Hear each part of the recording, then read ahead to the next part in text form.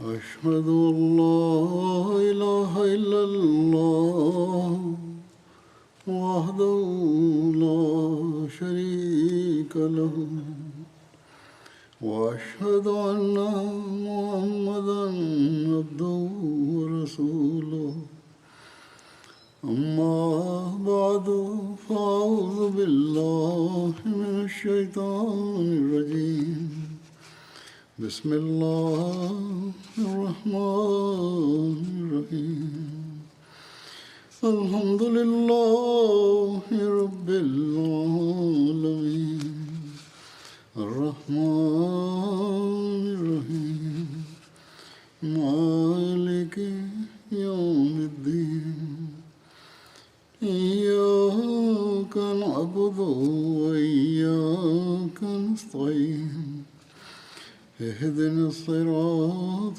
المستقيم صراط الذين أنعمت عليهم غير المغضوب عليهم ولا الضالين.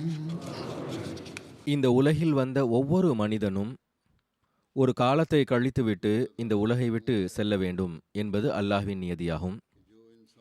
ஆனால் நல்ல நினைவுகளை மட்டும் விட்டுச் செல்பவர்களும் மனிதர்களுக்கு பயனளிப்பவர்களாக இருப்பவர்களும் உலகை விட மார்க்கத்திற்கு முன்னுரிமை வழங்குவதன் செயல் முன்மாதிரிகளாக விளங்குபவர்களும் அல்லாஹ் மற்றும் அவனது தூதர்களின் கட்டளைகளின்படி நடக்க முயற்சிப்பவர்களும் ஹஜ்ரத் மஸீஹ் அலைஹிஸ்ஸலாம் அவர்களிடம் பையத் செய்ததற்கான உரிமையை நிறைவேற்ற முயற்சிப்பவர்களும் அஹ்மதியா ஹிலாஃபத்தோடு உண்மையான விசுவாசம் கொண்டிருப்பவர்களும் இயன்ற அளவு படைப்பினங்களுக்குரிய உரிமையை செலுத்த முயல்பவர்களும் அல்லாஹ்வின் திருப்தியை பெறுவதற்கு எந்நேரமும் முயற்சித்து கொண்டிருப்பவர்களும் எவர் தொடர்பாக அனைவர்களின் நாவுகளிலும் புகழ்ச்சியின் சொற்கள் மட்டுமே வெளிப்படுமோ அவர்கள் அனைவரும் நற்பேறு பெற்றவர்களாவர். பெருமானார் ஸல்லல்லாஹு அலைஹி வஸல்லம் அவர்களின் கூற்றுக்கிணங்க அவர்களின் மீது சொர்க்கம் கடமையாகிவிடுகிறது. இப்போது நான் தன்னுடைய வாழ்நாளை அல்லாஹ்வின் விருப்பத்திற்கு ஏற்ப கழிக்க முயற்சி செய்த ஒருவரை பற்றி தான் கூற இருக்கிறேன். அது டாக்டர் மீர் முஹம்மது இஸ்மாயில் சாஹிப் அவர்களின் மகளும் சாஹிப்ஜாதா மிர்சா வசீம் அஹமத் சாஹிப் அவர்களின் மர்ஹூமா மனைவியுமாகிய மைப்பிற்குரிய அமத்துல் குத்தூஸ் சாஹிபா பற்றியதாகும். அன்னார் ஹஜ்ரத் முஸ்லிமோத் ரலியல்லாஹு அன்ஹு அவர்களின் மருமகள் ஆவார்கள். காதியானில் இருந்து வந்தார்கள். ஆனால் ரப்வாவில் தனது மகள்களிடம் வந்திருந்தார். கடந்த நாட்களில் தனது 96வது வயதில் வஃபாத்தாகிவிட்டார்கள். இன்னா லில்லாஹி வ இன்னா இலைஹி ராஜிஊன். அல்லாஹ்வின் அருளால் 1/9 அடிப்படையில் வசியத் செய்திருந்தார்கள். அவர்களின் வாழ்க்கையின் சில விஷயங்களை எடுத்து கூறுவேன். 1951 ஜலசா சாலானாவின் ஆரம்பத்தில் ஹஜ்ரத் 2வது ஹலிஃபத்துல் மஸீஹ் அவர்கள் மிர்சா வசீம் அஹமத் சாஹிப் அவர்களுக்கும் இவர்களுக்கும் நிக்காஹ் நடத்தி வைத்தார்கள். மேலும் கூறினார்கள், நான் சில நிலைமைகளின் காரணமாக ஜலசா ஆரம்பிப்பதற்கு முன்பே நான் 2 நிக்காஹ் அறிவிப்புகளை செய்ய விரும்புகிறேன். ஒன்று இவர்களுடையதாகும், இன்னொன்று 2வது ஹலிஃபத்துல் மஸீஹ் அவர்களின் மகளுடையதாகும். கூறினார்கள், நான் 2 நிக்காஹ்களை மட்டும் நடத்தி வைப்பேன். நான் முதலிலேயே கூறினால் பிறகு ஏராளமான நிக்காஹ்விற்கான விண்ணப்பங்கள் வந்து விடுகின்றன. ஆனால் எவ்வாறு இருப்பினும் அதிக எண்ணிக்கையில் இருந்தால் இந்த ஜலசாவின் சூழலில் பிறகு அனைத்து சொற்பொழிவுகளுக்கான நேரமும் போய்விடுகிறது. எவ்வாறு இருப்பினும் அன்னார் அந்த ஜல்சாவில் இந்த 2 நிக்காகவும் நடத்தினார்கள். மேலும் அவர்கள் தரப்பிலிருந்து அவர்களின் தந்தையின் சகோதரரின் மகனான சையத் தாவூத் அஹ்மத் சாஹிப் நியமிக்கப்பட்டார்கள். ஹஜ்ரத் 2வது ஹலிஃபத்துல் மஸீஹ் அவர்கள் அந்த நிக்காஹ்வில் இதையும் கூறினார்கள், பொதுவாக நான் எனது மகள்களின் நிக்காகவை வாழ்வை அர்ப்பணித்தவர்களோடே நடத்துகிறேன். பீர் மொயினுத்தீன் சாஹிபுடன் அமத்துல் நசீர் சாஹிபாவின் நிக்காக நடந்தது. இவர்களின், அதாவது அமத்துல் குத்தூஸ் சாஹிபாவின் நிக்கா நடந்தபோது அதில் டாக்டர் மீர் முகமது இஸ்மாயில் சாஹிப் ரதியல்லாஹு அன்ஹுவின் மனைவியின் விண்ணப்பத்தின் பேரில் ஹஜ்ரத் இரண்டாவது ஹலிஃபத்துல் மசி ரதியல்லாஹு அன்ஹு அவர்கள் தனது மகன் தரப்பிலிருந்து கலந்து கொள்ளாமல் பெண் வீட்டார் சார்பாக கலந்து கொண்டார்கள். அல்லாஹ் அன்னாருக்கு 3 மகள்களையும் ஒரு மகனையும் வழங்கினான். அவர்களின் ஒரு மகள் அப்துல் அலீம் சாஹிபா இப்போது பாகிஸ்தானின் சதர் லஜ்னா ஆவார்கள். வக்கீலுல் ஆலா தஹ்ரீக் ஜதீத் மன்சூர் அஹமத் கான் சாஹிபின் மனைவி ஆவார்கள். இன்னொன்று கேப்டன் மாஜித் சாஹிபுடைய மனைவி அமத்துல் கரீம் சாஹிபா ஆவார்கள். இன்னொன்று டாக்டர் இப்ராஹிம் முனிப் கான் சாஹிபின் மனைவி ஆவார்கள்.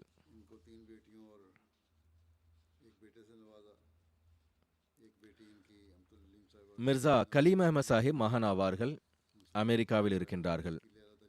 ஹஜ்ரத் முஸ்லிம் மௌத் ரதியல்லாஹு அன்ஹு அவர்கள் ஒரு முறை ஹஜ்ரத் மிர்சா வசீம் அஹமத் சாஹிப் அவர்களிடம் கூறினார்கள். அப்போது அவர்கள் திருமணம் தொடர்பாக வந்திருந்தார்கள். திருமணம் நடந்து சில நாட்கள் தான் ஆகியிருந்தது. தனது மனைவியை உடன் அழைத்துச் செல்வதற்காக ஆவணங்கள் தயார் செய்து கொண்டிருந்தார்கள். பாகிஸ்தான் மற்றும் இந்தியா தொடர்பு அவ்வப்போது ஏற்ற இறக்கம் கண்டுகொண்டிருந்தது. அந்த நாட்கள் எப்படிப்பட்ட ஒரு இக்கட்டான சூழ்நிலை ஏற்பட்டது என்றால், ஹஜ்ரத் முஸ்லிம் மௌத் ரதியல்லாஹு அன்ஹு அவர்கள் கூறினார்கள், மனைவியின் ஆவணங்கள் தயாராகி கொண்டுதான் இருக்கும், நீங்கள் இந்த பணியை விட்டுவிடுங்கள், உடனடியாக காதியான் திரும்பிச் செல்லுங்கள். ஏனென்றால் அங்கு ஹஜ்ரத் மஸீஹ் மௌஊத் அலைஹிஸ்ஸலாம் அவர்களின் குடும்பத்தைச் சார்ந்த யாராவது இருக்க வேண்டும். உடனடியாக இருக்கை பதிவு செய்து, ஒருவேளை விமானத்தில் இருக்கை கிடைக்கவில்லை என்றால் தனி விமானம் புக் செய்து செல்ல வேண்டி வந்தாலும் செல்ல வேண்டும். ஏனென்றால் அன்னார் கூறினார்கள், நீங்கள் அங்கு இருக்கவில்லை என்றால், தனது முன்மாதிரியை வெளிப்படுத்தவில்லை என்றால், தியாகம் செய்யவில்லை என்றால் மக்கள் எவ்வாறு தியாகம் செய்வார்கள்? மிர்சா வசீம் அஹமத் சாஹிப் அவர்கள் எந்த அளவு தியாகம் செய்தார்களோ அங்கு சாஹிப்சாதி அமத்துல் குத்தூஸ் சாஹிபாவின் தியாகம் குறிப்பிடத்தக்கதாகும். அங்கு சாஹிப்சாதி அமத்துல் குத்தூஸ் சாஹிபாவும் தியாகம் செய்துள்ளார்கள். ஆவணங்கள் எப்போது முழுமையடையும் என்று தெரியவில்லை. நிலைமை மோசமாக உள்ளது, மேலும் மோசமாகிவிடக்கூடாது. ஆனால் காலத்தின் ஹலிஃபாவின் கட்டளை. எனவே மிகுந்த மகிழ்ச்சியுடன் தனது கணவனை வழி அனுப்பினார்கள். உலகை விட மார்க்கத்திற்கு முன்னுரிமை வழங்கினார்கள். மியா வசீம் அஹமத் அவர்களை வழி அனுப்புவதற்காக ஹஜ்ரத் முஸ்லிம் மௌத் ரதியல்லாஹு அன்ஹு அவர்கள் விமான நிலையம் வந்திருந்தார்கள். டாக்டர் ஹஷ்மத்துல்லா சாஹிப் கூறுகிறார்கள், விமானம் கண்களை விட்டு மறையாத வரை ஹஜ்ரத் இரண்டாவது ஹலிஃபத்துல் மஸீஹ் ரதியல்லாஹு அன்ஹு அவர்கள் விமான நிலையத்திலேயே நின்று விமானத்தை பார்த்து கொண்டே இருந்தார்கள், துஆ செய்து கொண்டே இருந்தார்கள். பிறகு ஆவணங்கள் முழுமையடைந்து அவர்களின் மனைவி 1 வருடம் கழித்து காதியான் கிளம்பிய போது கூறினார்கள், ஹஜ்ரத் முஸ்லிம் மௌத் ரதியல்லாஹு அன்ஹு அவர்கள் என்னிடத்தில் உம்மே நாசிரின் வீட்டில் இருக்க வேண்டும், அங்கு ஹஜ்ரத் மஸீஹ் மௌஊத் அலைஹிஸ்ஸலாம் அவர்களின் பாதங்கள் அதிகம் பட்டுள்ளன, அந்த முற்றத்தில் உசூர் அலைஹிஸ்ஸலாம் தர்சம் கூட கொடுத்துள்ளார்கள் என கூறினார்கள். சாஹிப்சாதி அமத்துல் குத்தூஸ் சாஹிபா காதியான் சென்று ஜமாத்தின் பெண்களை ஒன்றிணைப்பதிலும் ஆர்கனைஸ் செய்வதிலும் தர்வேஷின் மனைவிகளோடும் மகள்களோடும் அனுதாபத்துடன் நடந்து கொள்வதிலும் பெரும் பங்களிப்பு வழங்கினார்கள். அன்னாரின் காரணமாக அங்குள்ள பெண்களுக்கு பெரும் ஆறுதல் கிடைத்தது. அது தொடர்பாக அங்குள்ள தர்வேஷ்களின் மனைவிமார்கள் மற்றும் மகள்களின் ஏராளமான கடிதங்கள் எனக்கு வந்துள்ளன. ஹஜ்ரத் 4வது ஹலிஃபத்துல் மஸீஹ் லண்டன் வந்ததும் 4 மே 1984 அன்று முதல் குத்பா கொடுத்தார்கள். மேலும் முழு உலக அகமதிகளையும் ஹஜ்ரத் மஸீ அலைஹிஸ்ஸலாம் அவர்களின் சொற்களில் மன் அன்சாரி இலல்லாஹ், அதாவது அல்லாஹ்விற்காக எனக்கு உதவுபவர் யார் என்று அழைத்தார்கள். இஸ்லாத்தின் பரவுதலுக்காக ஒரு பரந்த திட்டத்திற்கான அறிவிப்பை செய்தார்கள். மேலும் கூறினார்கள், இந்த நோக்கங்களை பூர்த்தி செய்வதற்கு ஒரு பெரிய காம்ப்ளெக்ஸின் தேவை உள்ளது. ஐரோப்பாவிற்கு 2 புதிய தலைமையகம் நிறுவும் திட்டம் உள்ளது. ஒன்று இங்கிலாந்திலும் மற்றொன்று ஜெர்மனியில். அதற்காக அல்லாஹ் தனது அருளால் பணத்திற்கான ஏற்பாடு செய்வான். அதில் கலந்து கொள்ளுமாறு மக்களிடம் கூறினார்கள். காதியானின் லஜ்னாக்கள் மீண்டும் ஒரு முறை எழுச்சியுடன் லப்பைக், நாங்கள் உள்ளோம் என்றனர். சாஹிப்சாதி அமத்துல் குத்தூஸ் சாஹிபா சதர் லஜ்னா பாரத்தாக இருந்தார்கள். தனது அறிக்கையில் அவர்கள் எழுதியுள்ளார்கள், அல்லாஹ்வின் அருளால் லஜ்னா இமாயில்லா பாரத் உசூரின் குரலுக்கு செவி சாய்த்தவாறு முந்திக்கொண்டு பங்கெடுத்தார்கள். யாரிடத்தில் என்ன இருந்ததோ பணமாகவும் நகையாகவும் கொடுத்து விட்டார்கள். அவர்கள் தானும் தனது அனைத்து நகைகளையும் கொடுத்து விட்டார்கள். லஜ்னா பாரத் சார்பாக முதலில் காதியானின் லஜ்னாக்களின் வாக்குறுதிகள் ஹஜ்ரத் 4வது ஹலிஃபத்துல் மசீஹுக்கு அனுப்பப்பட்டது. அதற்கு ஹஜ்ரத் 4வது ஹலிஃபத்துல் மசீஹ் அவர்கள் 10 ஆகஸ்ட் 1984 அன்றைய ஹுத்பா ஜுமாவில் காதியானின் லஜ்னாக்களை பற்றி குறிப்பிட்டவாறு கூறினார்கள். காதியானின் லஜ்னாக்கள் தொடர்பாக எனக்கு ஒரு அறிக்கை கிடைத்துள்ளது. அதை நான் எதிர்பார்த்து கொண்டிருந்தேன். ஏனென்றால் தஹ்ரீக் ஜதீத் தியாகங்களின் ஆரம்பத்தில் காதியானின் பெண்களுக்கு அசாதாரணமான தியாகங்களை வெளிப்படுத்தும் வாய்ப்பு கிடைத்தது. இப்போது அங்கு மிக குறைவான பெண்களே எஞ்சியுள்ளனர். ஆனால் எவ்வளவு பேர் இருக்கிறார்களோ அவர்கள் தொடர்பாக எனக்கு தெரிய வேண்டும் என நான் எதிர்பார்த்தேன். ஏனென்றால் அவர்கள் தியாகங்களின் மைதானத்தில் முன் நிற்க வேண்டும் என்பது அவர்களின் உரிமையாகும். அன்று எவ்வாறு காதியானின் பெயரை உயர்த்தினார்களோ அதுபோன்று மீண்டும் உயர்த்த வேண்டும்.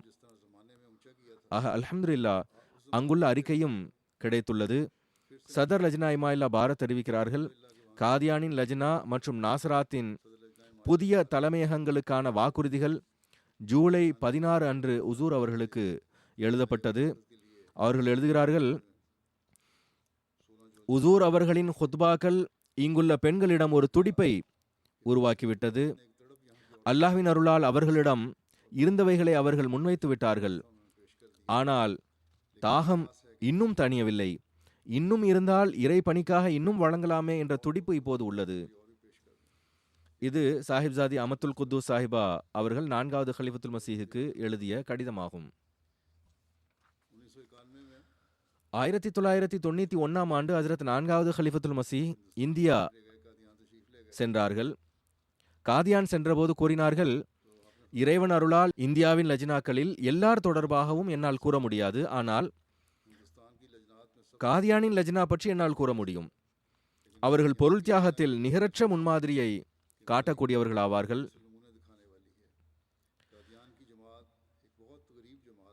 காதியானில் ஜமாத் ஒரு ஏழ்மையான ஜமாத் ஆகும். ஆனால் நான் எப்போதும் கண்டுள்ளேன், எப்போது ஏதேனும் ஒரு திட்டம் அறிவிக்கப்பட்டாலும் இங்குள்ள பெண்களும் சிறுமிகளும் எப்படிப்பட்ட உணர்வு மற்றும் துடிப்புடன் பங்கெடுக்கிறார்கள் என்றால், சில வேளைகளில் போதும், உங்களிடம் இவ்வளவு ஆற்றல் இல்லை என்று அவர்களை தடுக்க வேண்டும் என என் உள்ளம் நாடுகிறது. உண்மையிலேயே மகிழ்ச்சியோடு அவர்களை பற்றிய கவலையும் ஏற்படுகிறது. பிறகு நான் யாருக்காக இவர்கள் தியாகங்கள் செய்கிறார்களோ அவன் எவ்வாறு அவர்களுக்கு அதிகமாக வழங்குவது என்பதை அறிவான் என்று எண்ணிக்கொள்வேன். அந்த இறைவனே தனது அருளால் அவர்களின் எதிர்காலத்தை மார்க்க மற்றும் பௌதீக செல்வத்தால் நிரப்புவான். இன்னொரு சந்தர்ப்பத்தில் அன்னார் எழுதினார்கள், கூறுகிறார்கள், ஒரு சந்தர்ப்பத்தில் நான் தலைமையகங்களுக்காக திட்டம் அறிவித்த போது அகமதி சிறுமிகள் அவர்கள் சேமித்து வைத்த சில பைசாக்களை மார்க்கத்திற்காக கொடுத்து விட்டார்கள். பிறகு கூறினார்கள், நமது இறைவன் எவ்வளவு பேருபகாரம் செய்பவன், எவ்வளவு மகத்தானவன். சில வேளைகளில் அன்பும் ஆர்வமும் இல்லாமலும் கோடிக்கணக்கில் காலடியில் போடப்பட்டாலும் அதை அவன் பொருட்படுத்துவதில்லை, ஏற்பதில்லை. அவைகளுக்கு எந்த மதிப்பும் இல்லை. ஆனால் ஒரு களப்பற்ற ஏழை அன்போடும் நேசத்தோடும் தான் சேமித்த பணத்தை கொடுக்கும்போது அதை இன்னும் அதிக அன்போடும் நேசத்தோடும் ஏற்றுக்கொள்கிறான். எவ்வாறு நீங்கள் நேசிப்பவர்கள் அன்பிற்குரியவர்களின் அன்பளிப்பை பெற்று முத்தமிடுவீர்களோ அதேபோல் இறைவன் வேறு விதத்தில் முத்தமிடுகிறான்.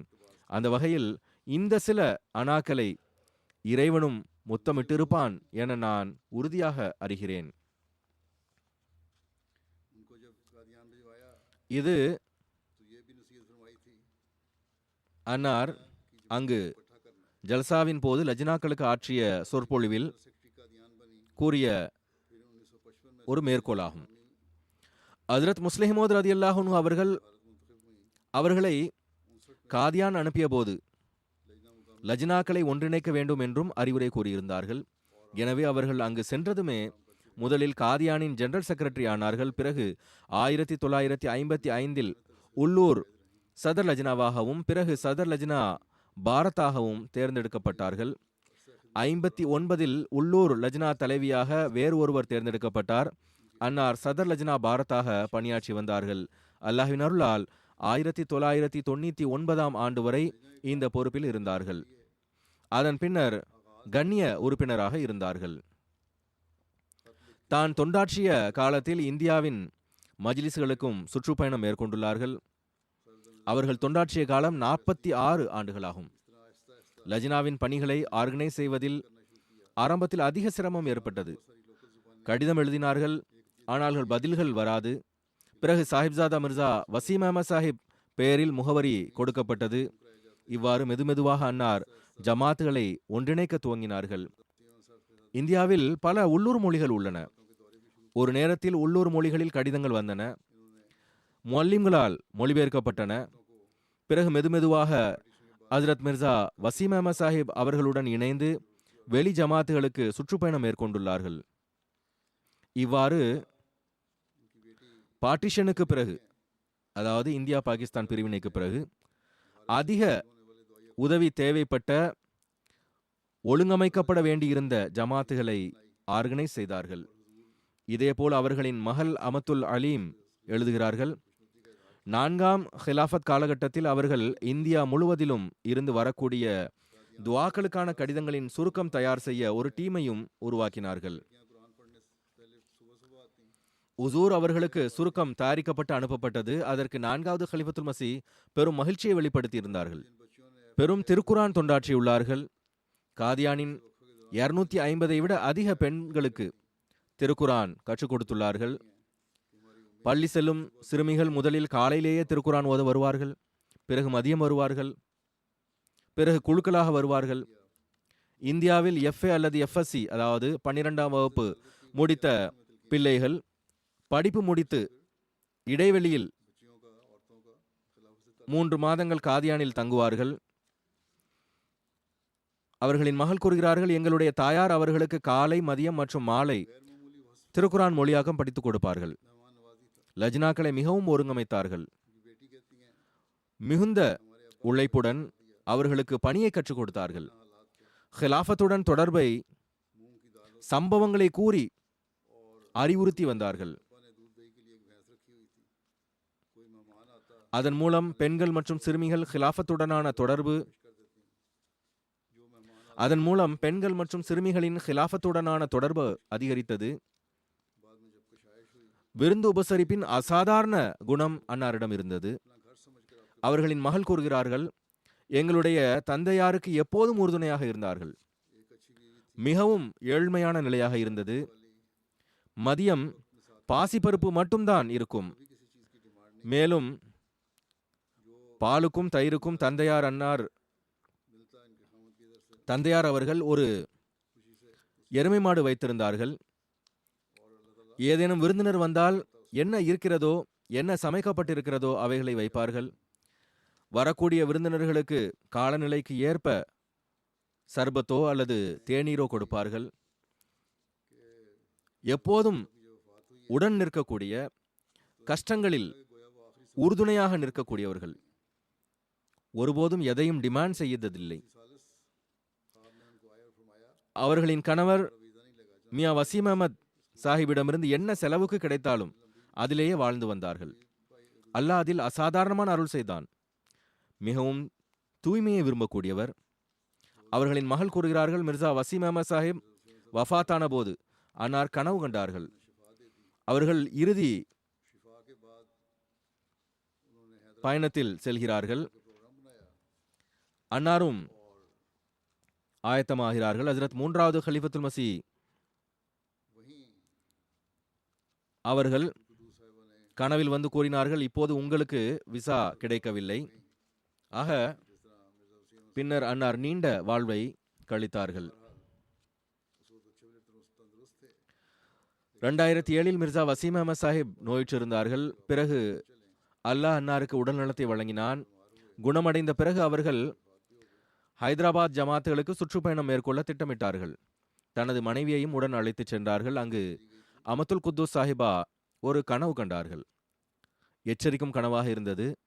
மிர்சா வசீம் அஹமத் சாஹிபின் இறுதி நேரம் என பயந்து விட்டார்கள். ஆனால் அப்போது அவர்கள் நன்கு ஆரோக்கியமாகத்தான் இருந்தார்கள். இருப்பினும் அன்னார் நாம் காதியானுக்கு திரும்பி விடுவோம் என வலியுறுத்தினார்கள். காதியான் வந்ததுமே மீண்டும் நோயுற்றார்கள். அந்த நோயிலேயே அவர்கள் வஃபாத்துமானார்கள். இறுதி காலத்தில் பார்வை போய்விட்டது. கருவி மூலம்தான் கேட்டும் வந்தார்கள். செவியேற்கும் ஆற்றலும் சென்று விட்டது. ஆனால் மிகுந்த மகிழ்ச்சியுடன் வாழ்வை கழித்தார்கள். நன்றியேடு காட்டியதே இல்லை. எப்போது நலம் விசாரித்தாலும் அல்ஹம்துலில்லாஹ் என்றே கூறுவார்கள். நான் கூறியது போன்று தலைமையகங்கள் கட்டும் திட்டத்தில் அவர்களிடம் இருந்த நகைகளை உடனடியாக கொடுத்து விட்டார்கள்.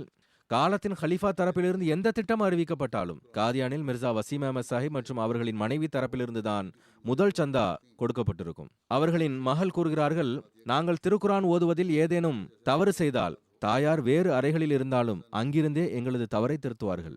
திருக்குரான் மனனமாக தெரியும் என்பது போல் இருக்கும்.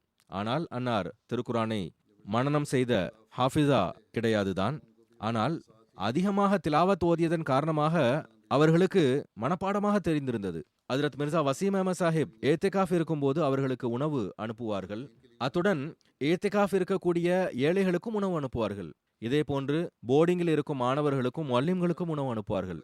அதேபோல் மக்களை எந்த அளவு கருத்தில் கொண்டு வந்தார்கள் என்றால், நோய்வாய்ப்பட்டிருந்தாலும் காய்ச்சல் இருந்தாலும் மக்களின் இன்ப துன்பங்களுக்கு கண்டிப்பாக செல்வார்கள். காதியானில் பல்வேறு மட்டங்களை சார்ந்த மக்கள் இருந்தனர். அவர்களின் பெண் பிள்ளைகளுக்கு தையல் கற்றுக் கொடுப்பவர்கள், மணப்பெண்ணாக ஆக்கி வைப்பார்கள். அனைவரோடும் ஒன்று கூடி இருக்கும் ஒரு கலாச்சாரத்தை உருவாக்கினார்கள். 2005ஆம் ஆண்டு ரபுவாவில் லஜ்னாக்கல் சராய மஸ்ரூர் கட்டிய போது, அது ஒரு பெரிய கட்டிடமாகும். அங்கும் தன் தரப்பிலிருந்து சந்தா கொடுப்பதற்கு பதிலாக தனது கணவர் சார்பாக 1 லட்சம் ரூபாய் கொடுத்தார்கள்.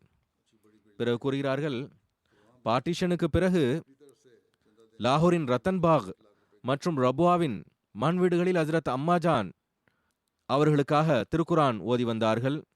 இதேபோல் கூறுகிறார்கள், அம்மாஜான் அவர்கள் எவரிடமிருந்தாவது மல்ஃபூசாத் படிக்க சொல்லி கேட்பார்கள். அவ்வாறு படித்து காட்டும் வாய்ப்பும் கிடைத்தது.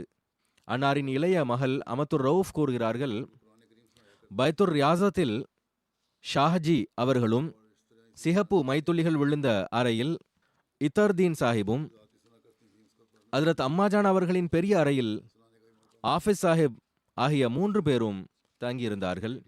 பிந்தைய நாட்களில் பாய் அப்துர் ரஹ்மான் சாஹிப் அவர்களும் இங்கு இருந்தார்கள். கூறுகிறார்கள், வீட்டில் எது சமைக்கப்பட்டாலும் அவர்கள் அனைவருக்கும் அனுப்பப்படும். பைத்து துவாவில் பெண்களுக்கான நேரத்தில் அங்கு வந்துவிட்டு பிறகு பெண்கள் வீட்டிற்கு வந்து விடுவார்கள். வீடு எப்போதும் திறந்திருக்கும். எந்த கட்டுப்பாடும் இருக்கவில்லை. எந்த அழைப்பு மணியும் கிடையாது. எளிதாக பெண்கள் உள்ளே வருவார்கள். பிறகு கூறுகிறார்கள், மிர்சா வசீம் அஹமத் சாஹிப் வஃபாத்தானதும் இனாம் கோரி சாஹிப் நாசிர் ஆலா ஆனார்கள். அப்போது தாயார் முழுமையான கட்டுப்படுத்தலை வெளிப்படுத்தினார்கள். எல்லா பணிகளுக்கும் அதற்குரிய வழிமுறைக்கேற்ப விண்ணப்பம் கொடுப்பார்கள். அவர்கள் தனது வசியத் சந்தா மற்றும் ஹிஸ்ஸா ஜாய்தாத் இவைகளை தனது வாழ்நாளிலேயே செலுத்திவிட்டார்கள். இதேபோன்று தஹ்ரீக் ஜதீதின் முதல் பதிவேட்டிலும் இணைந்திருந்தார்கள். தொழுகையை அதன் தொடக்க நேரத்தில் நிறைவேற்ற வேண்டும் என தனது குழந்தைகளுக்கு அறிவுறுத்தினார்கள். ஏனென்றால் தொழுகை பற்றியே முதல் கேள்வி கணக்கு நடக்கும். அந்த கணக்கு சரியாக இருக்கும் என்றால் எல்லாம் சரியாக இருக்கும். பிறகு கூறுகிறார்கள், அன்னார் தொடர்ந்து பல பெண் பிள்ளைகளை வளர்த்துள்ளார்கள். அவர்களை நல்ல முறையில் வளர்த்தது மட்டுமின்றி அவர்களுக்கு தர்பியத் கொடுத்தார்கள். முதலில் திருக்குரான் ஓத கற்றுக் கொடுத்தார்கள், பின்னர் மொழியாக்கம் கற்றுக் கொடுத்தார்கள், பின்னர் அவர்களுக்கு திருமணம் நடத்தினார்கள். பீகார் ராஞ்சியிலிருந்து ஒருவர் தனது மகளுடன் வந்திருந்தார்.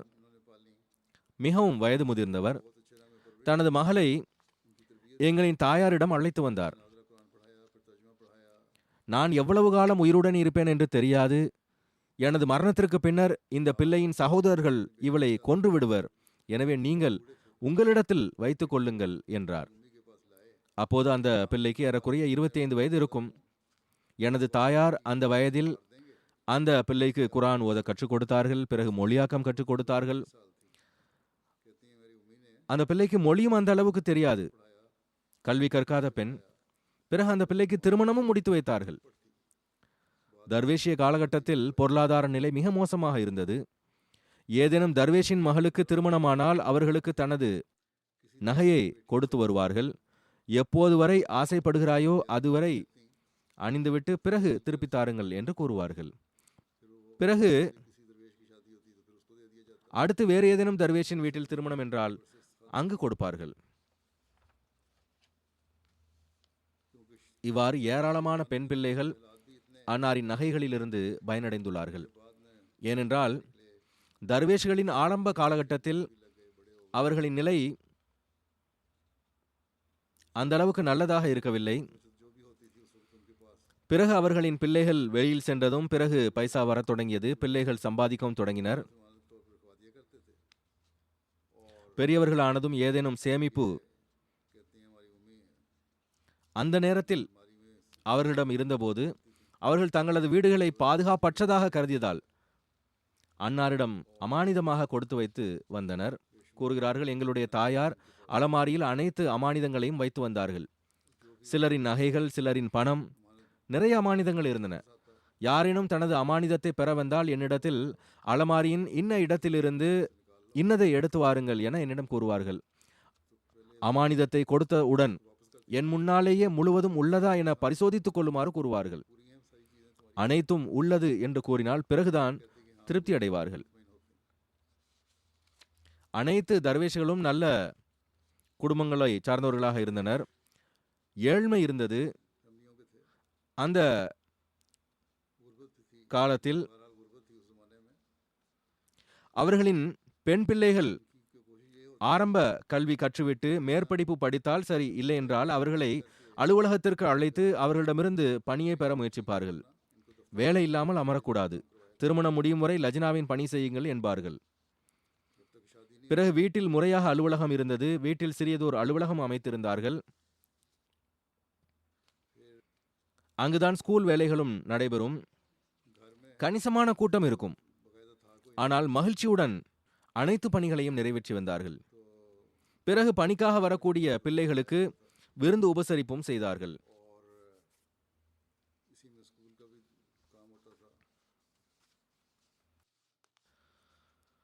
சாப்பாடு நேரம் வந்துவிட்டால் சாப்பாடு இல்லை என்றாலும் தேநீர் வழங்குவார்கள். இவ்வாறு பெண் பிள்ளைகளுக்கு கற்றுக் கொடுப்பார்கள். எவ்வாறு உணவு மேஜையை ஒழுங்கமைப்பது, உங்களுக்கு நல்ல வீடுகளில் திருமணம் முடிந்தால் உங்களை யாரும் அறிவினர் என்று கூறாதிருக்க இன்று கற்றுக்கொள்ளுங்கள் என்று கூறுவார்கள். பெண் பிள்ளைகள் பற்றி இந்த அளவு கவலை இருந்தது. இவர்களின் தர்பியத்தின் காரணமாக பல பிள்ளைகளுக்கு நல்ல வீடுகளில் திருமணம் நிகழ்ந்தபோது அவர்களுக்கு எந்த சிரமமும் ஏற்படவில்லை. பல பெண்களும் பெண் பிள்ளைகளும் கூறியது என்னவென்றால், நாங்கள் அன்னாரிடமிருந்து எந்த அளவுக்கு தர்பியத் பெற்றோம் என்றால் அதன் காரணமாக மாமனார் வீட்டில் அனுசரித்து செல்வதில் எந்த கஷ்டமும் வரவில்லை. இதே போன்று பல பெண் பிள்ளைகளுக்கு தன் கைகளால் சீர் தைத்து கொடுத்துள்ளார்கள். பெருநாள் அன்று தர்வேஷ்களின் விதவைகளுக்கு பெருநாள் அன்பளிப்பு வழங்க தானே அவர்களின் வீடுகளுக்கு செல்வார்கள். மிர்சா வசீம் அஹமத் சாஹிபுடன் செல்வார்கள். ஏதேனும் வேலையின் காரணமாக அவர்கள் உடன் செல்லவில்லை என்றாலும் தான் தனியாக செல்வார்கள். மகள் கூறுகிறார், அன்னாருக்கு முன்னர் ஏதோ ஒருவர் இன்ன நபர் ரபுவாவில் ஒரு மாபெரும் வீட்டை கட்டியுள்ளார் என்று கூறியபோது எனது தாயார் கூறினார்கள், நான் அல்லாஹ்விடம் ஒரு விஷயத்தை கூறினேன். எனக்கு அருளுக்குரிய இந்த வீடு கிடைத்துள்ளது, அதாவது இங்கு காதியானில் இருக்கும் வாய்ப்பு கிடைத்துள்ளது. நான் இங்கு ஹஜ்ரத் இரண்டாவது கலிஃபத்துல் மஸீஹ் அவர்களின் மருமகளாக வந்துள்ளேன். எனக்கு இதுவே பெரியதாகும். ஆனால் சொர்க்கத்தில் எனக்கு ஒரு மாபெரும் வீட்டை வழங்குவாயாக. இதுவே நம்பிக்கையாளர்களின் மேன்மை. உலகப் பொருட்களிலிருந்து தன்னிறைவு பெறுதல். ஹஜ்ரத் மீர் முகமது இஸ்மாயில் சாஹிப் தொடர்பாக அன்னார் எழுதியுள்ளார்கள், நான் சிறுவயது முதலே சற்று தூய்மை விரும்பியாக இருந்தேன். எனவே மீர் சாஹிப் என்னை தவிர வேறு யாருக்கும் தனது அறையை சுத்தம் செய்ய அனுமதிக்க மாட்டார்கள். ஏனென்றால் அவர்களின் பொருட்கள் எங்கெங்கு கிடக்குமோ, அதாவது புத்தகங்கள், குறிப்புகள், அவைகள் தூய்மை செய்த பின்னர் அந்தந்த இடத்திலேயே வைத்து விடுவேன். எனவேதான் அவர்கள் அமத்துல் குத்தூஸை தவிர எனது அறைக்கு வேறு யாரும் வரக்கூடாது என்பார்கள்.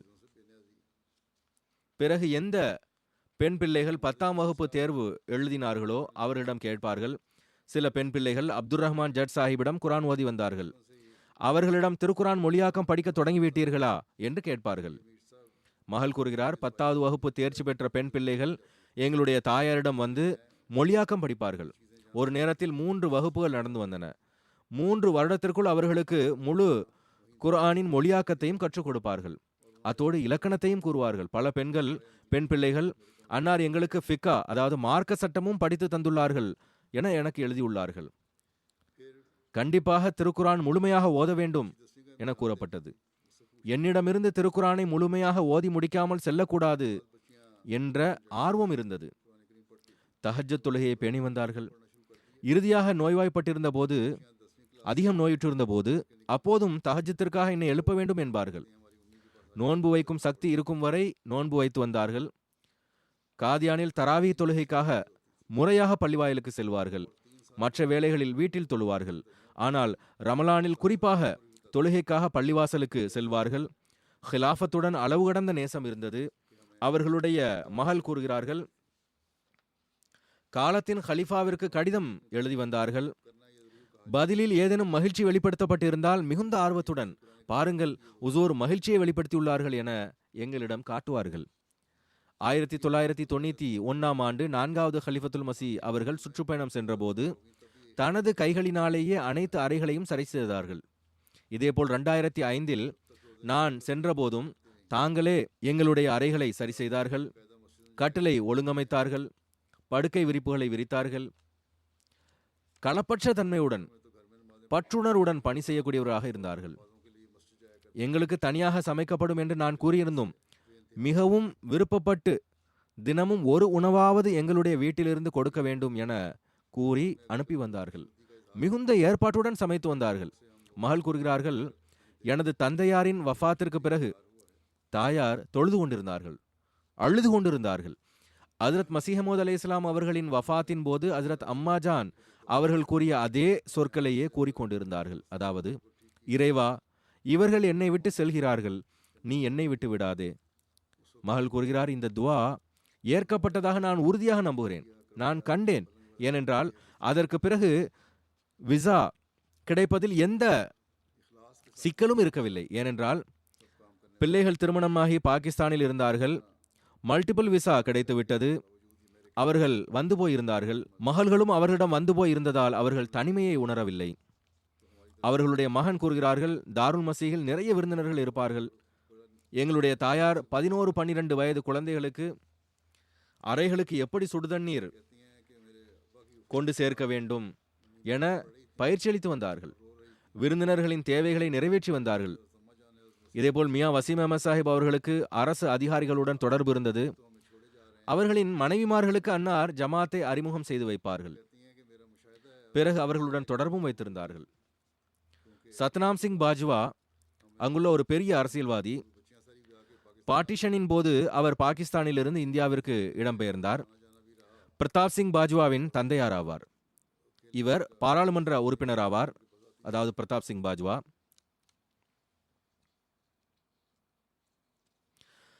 அவர்களின் மனைவி கூறுகிறார்கள், அவர்கள் எங்களுடைய வீட்டிற்கு வந்து போயிருந்தார்கள். அவர்களும் தாயாரிடத்தில் அமானிதங்களை கொடுத்து வைத்திருந்தார்கள். ஒரு முறை அவர்கள் சாஹிப்சாதி அமத்துல் குத்தூஸ் சாஹிபாவிடம் இதை நீங்கள் திறந்து பார்த்திருக்கிறீர்களா என்று கேட்டபோது அன்னார் கூறினார்கள், இது உங்களுடைய அமானிதமாகும், இதை நான் எப்படி திறப்பது? தாங்களே இது சரியாக உள்ளதா இல்லையா என பார்த்து கொள்ளுங்கள் என்று கூறினார்கள். ஏழைகளை அதிகம் கருத்தில் கொண்டு வந்தார்கள். கூறுகிறார்கள், ஒருமுறை ஒடிசாவில் ஏதேனும் ஒரு கிராமத்திற்கு சுற்றுப்பயணம் சென்றிருந்தார்கள். அங்கு மக்களுக்கு கொடுக்க ஒன்றும் இருக்கவில்லை. கூறுகிறார்கள், நாங்கள் பிள்ளைகளும் உடன் சென்றிருந்தோம். அவர்கள் உடலை மறைக்க வேண்டும் என்பதற்காக எங்களுடைய அதிகப்படியான ஆடைகளை அவர்களுக்கு வழங்கிவிட்டார்கள். ஏனென்றால் அவர்கள் மிகவும் கஷ்ட நிலையில் இருந்தார்கள். பிறகு கூறுகிறார்கள், எங்களுடைய தாயார் எந்த குரானை வைத்து குழந்தைகளுக்கு நாசிரா மற்றும் தர்ஜுமா கற்றுக் கொடுத்து வந்தார்களோ அது ஹஸ்ரத் மீர் முகமது இசாக் சாஹிபுடைய மொழியாக்கமாகும். அந்த குரானை ஹஸ்ரத் அம்மாஜான் அவர்கள் அன்னாருக்கு அன்பளிப்பாக வழங்கியதாகும். அன்னாரின் மருமகன் இப்ராஹிம் முனீப் சாஹிப் கூறுகிறார்கள், மியா வசீம் அஹமத் சாஹிப் அவர்களின் வஃபாத்திற்கு பின்னர் 10 ஆண்டுகள் வரை அன்னார் காதியானில் இருந்தார்கள். மிக கடுமையாக நோயுற்ற போது பிறகு அன்னாரின் மகள்கள் அன்னாரை ரபு அழைத்து வந்தார்கள். அல்லாஹ்வின் அருளால் விசாவும் எக்ஸ்டெண்ட் ஆகி கொண்டிருந்தது. ஆனால் எப்பொழுதும் நான் நீண்ட நாட்கள் காதியானிலிருந்து வெளியே இருக்கக்கூடாது என்பதற்கேற்ப ஏற்பாடுகள் செய்து வந்தார்கள். காலத்தின் ஹலீஃபாவின் அனுமதி இல்லாதவரை நான் இங்கு சில மாதங்களை விட அதிகம் இருக்க மாட்டேன் என்பார்கள். எவ்வாறு இருப்பினும் அன்னார் எனக்கு கடிதம் எழுதினார்கள். பாஸ்போர்ட் எக்ஸ்டெண்ட் ஆகி விசாவும் கிடைத்ததென்றால் எவ்வளவு காலம் வேண்டுமானாலும் நீங்கள் இருங்கள் என்று நான் அவர்களுக்கு எழுதிய பின்னர் அங்கு சில காலம் இருந்தார்கள். ஹஜ்ரத் முஸ்லிம் ரதியல்லாஹு அவர்கள் அன்னார் காதியான் செல்லும் போது காதியானில் இந்து பஜாருக்கு செல்ல வேண்டாம் என்று கூறியிருந்தார்கள். ஏனென்றால் அங்குள்ள மக்கள் ஹஜ்ரத் மசீஹ் அலைஹிஸ்ஸலாம் அவர்களை ஏசி பேசியிருந்தனர். அன்னார் முஸ்லிம் ரதியல்லாஹு அன்ஹு அவர்களின் இந்த விஷயத்தை மதிப்பளித்து எந்த அளவு பேணினார்கள் என்றால், பின்னர் நிலைமைகள் சரியாகி மக்களும் நல்ல முறையில் நடந்து கொள்ள ஆரம்பித்தார்கள். ஜலசாவில் மக்கள் அதிகம் அங்கு போய் வந்தார்கள். அகமதிகளும் போய் வந்தார்கள். மசீஹ் அலைஹிஸ்ஸலாம் அவர்களின் குடும்பத்தினரும் அங்கு சென்று வந்தனர். ஆனால் அன்னார் 70 ஆண்டுகள் காதியானின் பஜாருக்கு செல்லவில்லை. அமிர்தசரஸ் சென்று ஷாப்பிங் செய்து வந்தார்கள். இப்ராஹிம் முனீப் சாஹிப் கூறுகிறார்கள், ஒருமுறை காதியானின் உள்ளூர் மக்கள் அஹ்மதியா ஜமாத்தை கடுமையாக எதிர்த்த போது அவர்கள் இந்த சம்பவத்தை முழுமையாக எழுதவில்லை. அன்னாரின் மகள் வழி பேத்தி கூறுகிறார்கள், காதியானின் சிறு குழந்தைகள் அன்னாரை நானி நானி அதாவது பாட்டி என்று கூறினார்கள். அன்னாரும் ஒவ்வொருவரோடும் நானி போன்று அன்புடனும் கருணையுடனும் நடந்து கொண்டார்கள். பிறகு அவர்களின் பேத்தி எழுதுகிறார்கள், ஒரு முறை பலகீனமாக இருந்த காரணத்தால் ஓய்வு எடுத்துக்கொண்டிருந்தார்கள். மாலை வேளையில் சில பெண்கள் ஏதோ ஒரு தொலைதூர ஜமாத்திலிருந்து அன்னாரை சந்திக்க வந்திருந்தார்கள். வீட்டில் வேறு பெரியவர்கள் யாரும் இல்லை. பாட்டி ஓய்வெடுத்துக் கொண்டிருக்கிறார்கள் என்று நான் கூறிவிட்டேன். அவர்கள் ஒரு துவாவிற்கான கடிதத்தை தந்துவிட்டு போய்விட்டார்கள். என்னுடைய பாட்டி எழுந்ததும் 2 பெண்கள் வந்திருந்தனர் என்று கூறியதும் உடனடியாக கடிதத்தை கொண்டு வரச் சொல்லி படித்து துவா செய்தார்கள். பிறகு டெலிஃபோன் செய்து யாரோ ஒருவரிடம் அவர்கள் எழுதியிருந்த விஷயத்தை செய்து தருமாறு வழிகாட்டல் வழங்கினார்கள். பிறகு எனக்கு புரிய வைத்தார்கள். அதாவது மக்கள் தொலைதூரத்திலிருந்து அன்புடன் உன்னுடைய நானாவை பார்க்க வந்தனர். அவர்களை இவ்வாறு செல்ல விட்டதில்லை. எனவே நீங்களும் விருந்தினர்களை கண்ணியத்துடன் இருக்க வையுங்கள். எனக்கு தெரியப்படுத்தி இருக்கலாமே. நானி மிகவும் அழகிய முறையில் புரிய வைத்தார்கள். அது இன்றளவும் என் மனதில் பதிந்துள்ளது. அன்னாரின் மகள்வழி பேரன் சையத் ஹாஷிர் கூறுகிறார்கள், நான் அன்னாரிடம் நான் முரப்பியாக போகிறேன், ஏதாவது அறிவுரை கூறுங்கள் என்று கூறினேன். இவர் கனடாவின் ஜாமியாவில் படிக்கிறார். அன்னார் பேரனிடம், காலத்தின் ஹலீஃபாவின் அறிவுரைகளை கேட்கின்றீர்கள். எனவே எனது அறிவுரையின் தேவை இல்லை. அவர்களின் அறிவுரைகளை ஆழ்ந்து கேளுங்கள், அதன்படி அமல் செய்யுங்கள் என்று கூறினார்கள். பிறகு ரப்பி குல்லு ஷையின் ஹாதிமுக ரப்பி ஃபஹ்ஃபஸ்னி வன்சுர்னி வர்ஹம்னி என்ற துவாவை செய்து வருமாறும் கூறினார்கள். பிறகு போனில் உன்னுடைய வக்ஃபை முழுமையான முறையில் நிறைவேற்ற வேண்டும், ஹிலாஃபத்தின் மிகப்பெரிய உதவியாளராக இருக்க வேண்டும் என்று மட்டும் அறிவுரை கூறி வந்தார்கள்.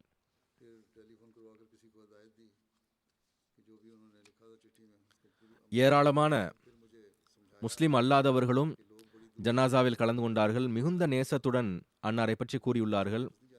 அதில் முன்னாள் சட்டசபை உறுப்பினர் ஃபதா ஜங் சிங்கும் ஒருவராவார். அவரும் அன்னாரை பற்றி கூறியுள்ளார்.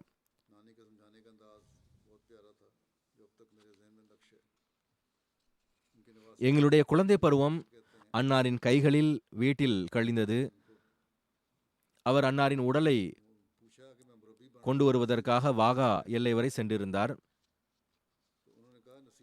கூறுகிறார், நான் எனது தாயாரையே மீண்டும் ஒரு முறை அடக்கம் செய்துள்ளேன்.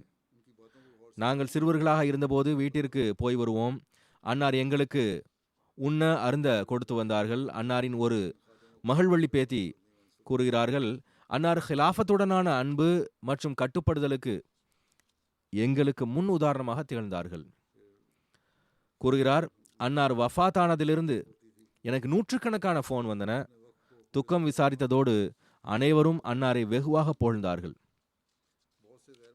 பிறகு இவர்கள் சிறிது காலத்திற்கு காதியான் சென்றிருந்தார்கள். கூறுகிறார்கள், காதியானில் இருந்தபோது அன்னாரை காதியான் மக்கள் எந்த அளவு நேசிக்கிறார்கள் மற்றும் அன்னார் காதியான் மக்களை எந்த அளவுக்கு நேசிக்கிறார்கள் என்பதை கண்டேன். இதே போன்று கூறுகிறார்கள், எனக்கு இவர்கள் எழுதியுள்ளார்கள், 2008 தாங்கள் காதியான் செல்ல வேண்டியிருந்தது. நிலைமைகள் காரணமாக செல்ல முடியாமல் சுற்றுப்பயணம் தள்ளி வைக்கப்பட்டு டில்லியிலிருந்து திரும்ப வந்தபோது அன்னார் இனி சந்திப்பு நிகழுமோ நிகழாதோ என மிகவும் வருத்தத்துடன் இருந்தார்கள். ஆபித் கான் இங்கு இருக்கின்றார். அவர் அன்னாரின் பேத்தியின் கணவராவார். கூறுகிறார்,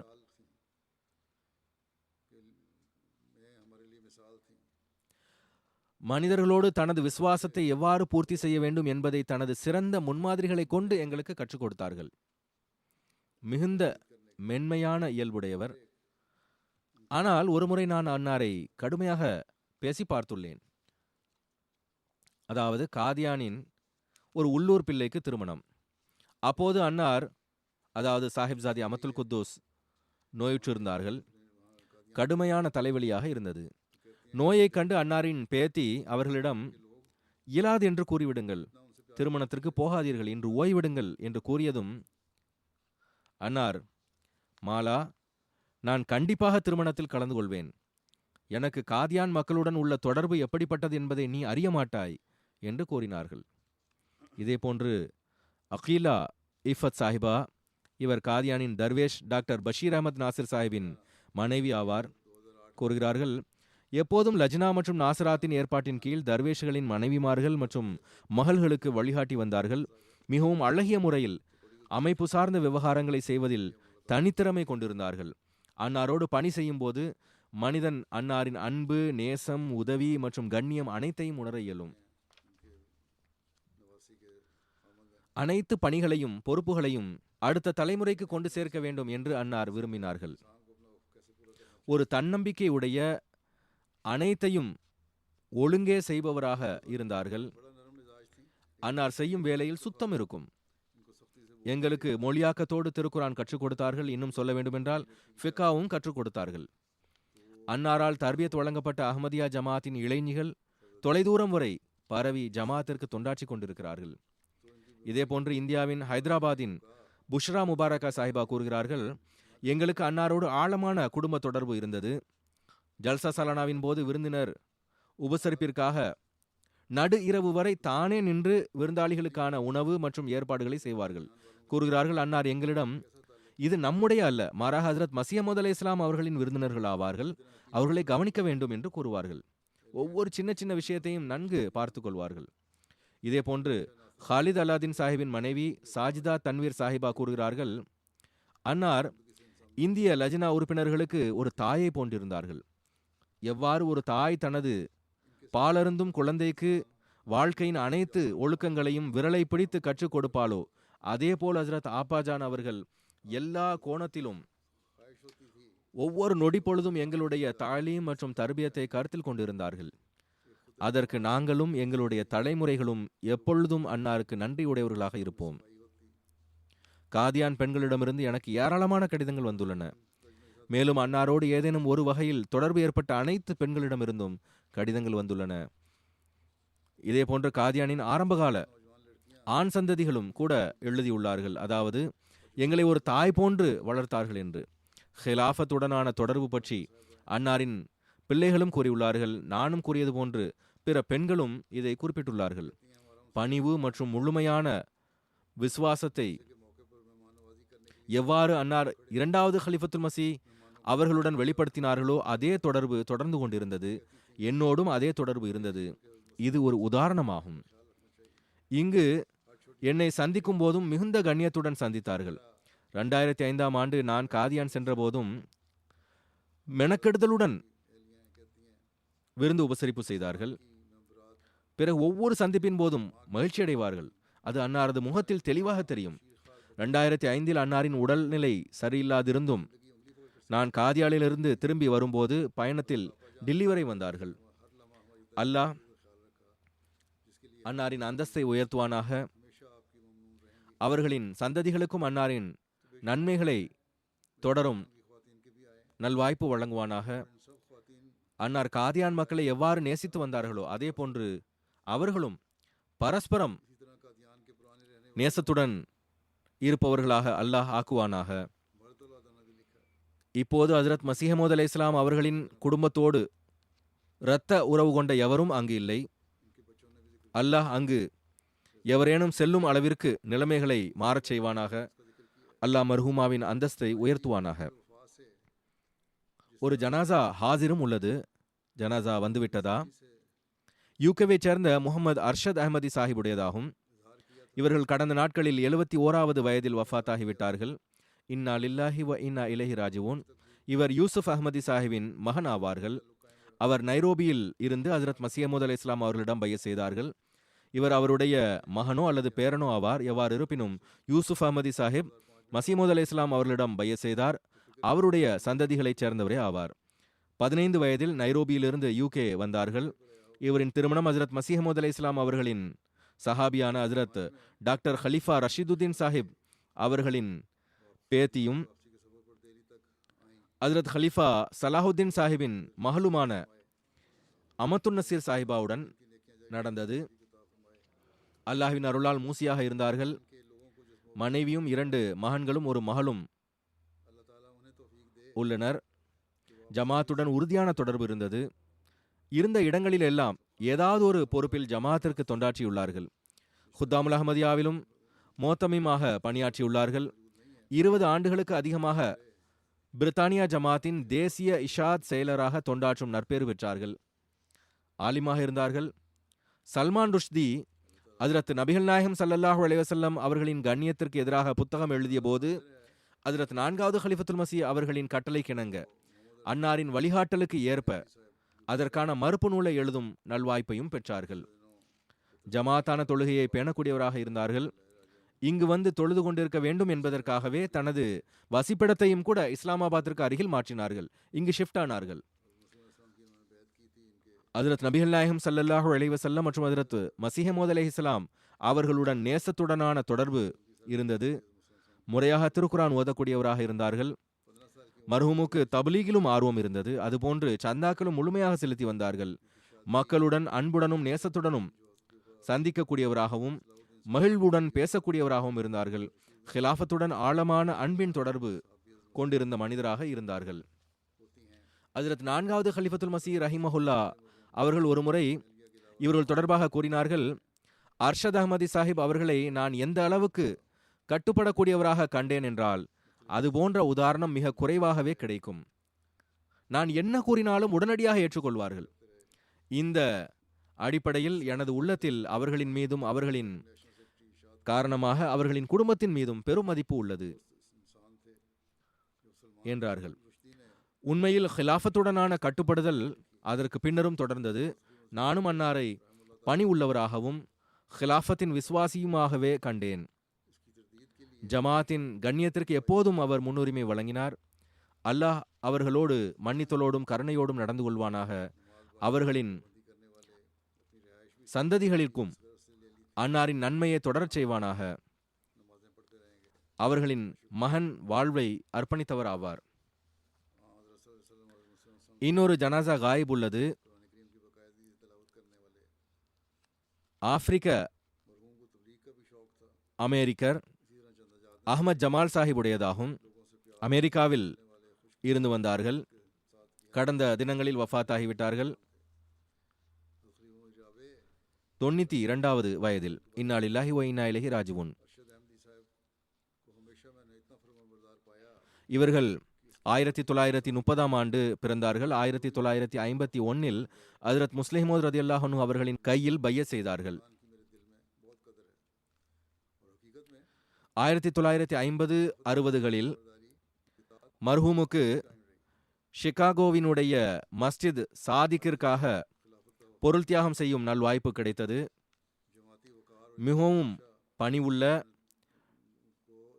நடுநிலை இயல்புடைய மனிதராவார்கள்.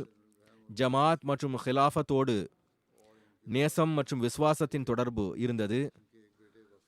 எம்டியை பார்ப்பதற்கு முதலில் தன்னுடைய வீட்டில் டிஷ் ஆண்டனா, பிறகு ஆன்லைனுக்கான ஏற்பாடுகள் செய்தார்கள். என்னுடைய ஹுத்பாக்களை முறையாக கேட்டு வந்தார்கள். தன்னை சந்திப்பவர்களிடமும் ஹுத்பா தொடர்பாக பேசி வந்தார்கள். கேட்க மட்டுமின்றி குறிப்பு எடுத்து பிறகு அது தொடர்பாகவும் பேசி வந்தார்கள். மர்ஹூம் பள்ளிவாயிலை விட்டு 90 மைல் தொலைவில் இருக்கின்றார்கள். பிறகும் கூட தன்னுடைய வயது முதிர்ந்த காலத்திலும் உடல் பலகீனம் இருந்தும் கூட முறையாக எல்லா ஜுமா தொழுகைகளுக்கும் வருவார்கள். முறையாக சந்தாக்களை செலுத்துவார்கள். அவர்களுக்கு நினைவூட்ட வேண்டிய தேவையே ஏற்பட்டதில்லை. மற்ற பொருள் தியாகங்களிலும் முந்திக்கொண்டு பங்கெடுத்து வந்தார்கள். அவர்களுக்கு ஒரு மகள் இருக்கின்றார்கள். ஆனால் அவர்கள் ஜமாத்தோடு தொடர்புடையவர்களாக இல்லை. அல்லாஹ் அன்னாரோடு மன்னித்தலோடும் கருணையோடும் நடந்து கொள்வானாக. அவர்கள் தங்களுடைய மகளுக்காக செய்த துஆக்களையும் ஏற்றுக்கொள்வானாக. அவர்களுக்கும் அஹ்மதியத்தை ஏற்றுக்கொள்ளும் நல்வாய்ப்பை வழங்குவானாக. இப்போது ஒரு ஜனாசா ஹாசிர் மற்றும் 2 காயிப் ஜனாசா தொழுகைகள். ஜுமா தொழுகைக்கு பிறகு ஜனாசா தொலை வைப்பேன்.